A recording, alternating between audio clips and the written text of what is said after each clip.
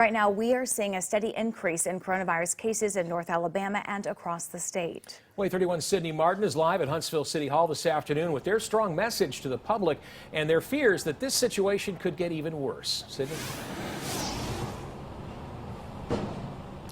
Dan Naja, about a dozen local officials gathered here at Huntsville City Hall today. Each of them we've heard from throughout the last 9 months during this pandemic as they've worked around the clock to make plans to try to control the spread of coronavirus here in Madison County.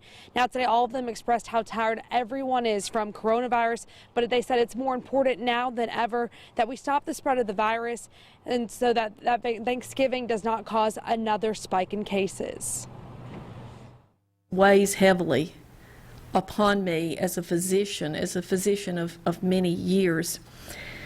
It weighs heavily on me as a public health officer, the decisions that I make in terms of the instructions that I provide for isolation, for quarantine, and for management of the caseload of patients that I actually have myself. It weighs heavily on me as a mother. It's when someone asked me what I was going to do for Thanksgiving. And the first thing I'm going to do for Thanksgiving is to continue to be thankful for, in spite of this storm, for the opportunity to serve the citizens of Alabama. And I'm thankful for my family, that has stood by me in this and for the support that I have received. Be careful. I know everybody wants to get together for Thanksgiving. It's not a time to have a family event. I'm sorry. Do it by Zoom. Do it creatively. But try not to get together. There's just too much COVID in the community.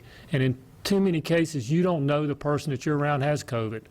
They don't know they're COVID positive until possibly after they've been with you. About 10% of people that come to a hospital with COVID die. It's just the statistics nationwide. It's going to happen. Every time we can avoid people coming from the hospital, we're less likely to lose one of our loved ones or one of our friends from COVID. So right now, COVID has us on the run. We're infecting each other at rates above our July spike. In July, we spiked to somewhere around 14 or 15% transmission, and right now we are running 20%. Last week, some of the numbers indicated we were closer to 30%. I find that very alarming, and again, as Mr. Spillers has pointed out, kind of means there's not any near end in sight if we don't do something dramatic now. Now, coming up at 5 o'clock, I talked with both hospital leaders as well as our Madison County health officer about the incredible strain hospital systems across North Alabama are feeling right now.